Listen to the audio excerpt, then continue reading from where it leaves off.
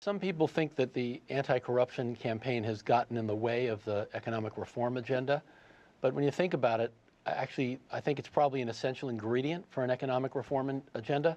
That is, if one of the real inhibitions to truly unleashing market forces is the degree of corruption, in China. And I think by making inroads on corruption, it'll probably clear the way for a more effective economic reform program.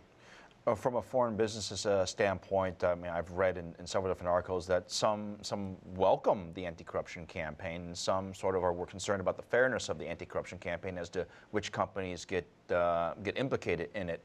But overall, you would think, at least in the long run, that it's supposed to set a fairer playing ground, and that should ultimately, in the long run, I guess, in theory, benefit foreign companies as well, right? I think it benefits foreign companies, and frankly, it ought to benefit the private sector in China as well. To the extent that some of the, politically wired advantages for state-owned enterprises are eliminated, so that they have to compete on a level playing field against both foreign and domestic private sector.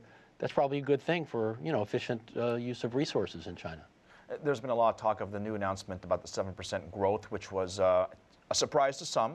Not a surprise to others who have closely watched China, and a lot of people and experts tell us that, look, slower growth is okay because it's more sustainable. I want to get your thoughts on this. Yeah, it's actually not a significant problem, I think. You see, the very rapid growth in the past has been led very much by investment, which is not very labor intensive. So the investment sector is much more capital intensive. So if you want to employ more people and get more people to work, solve the youth unemployment problem and so forth, shifting resources away from infrastructure investment toward consumer goods and services that are more labor intensive means that the same rate of employment growth can be sustained at a much lower rate of overall GDP growth, if you see what I mean. So even a 5% growth rate of GDP could, with an output mix in the economy as is contemplated, could sustain employment growth that's as healthy or even healthier than what China was achieving with a 10% growth in GDP. Yeah. Is there anything specifically you'd like to hear them talk about when it comes to economic reforms?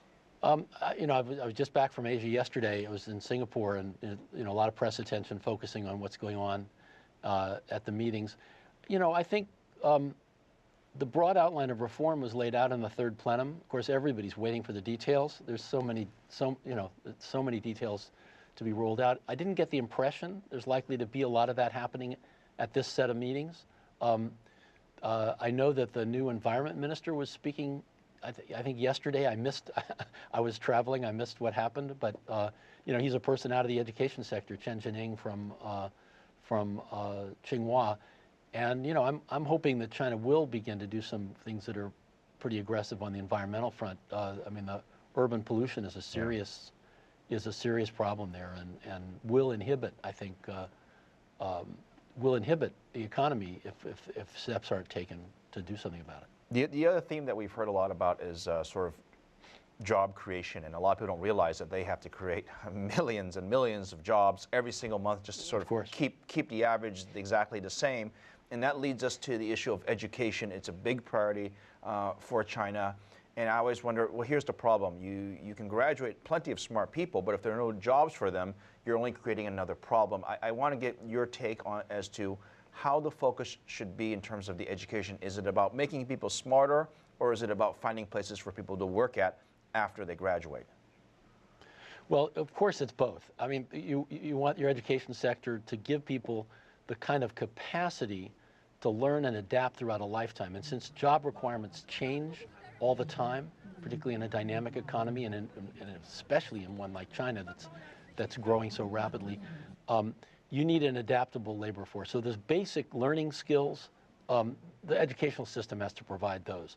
The specific content that's relevant to employment, that's a mix. And I think this is where my new job comes in at Coursera, where we provide online education, and much of our biggest success so far has been in career-relevant, material that's offered by great universities around the world, including 6 major Chinese universities, that focuses people on learning the business skills, the problem-solving skills, and the computer and technical skills that people need for employment.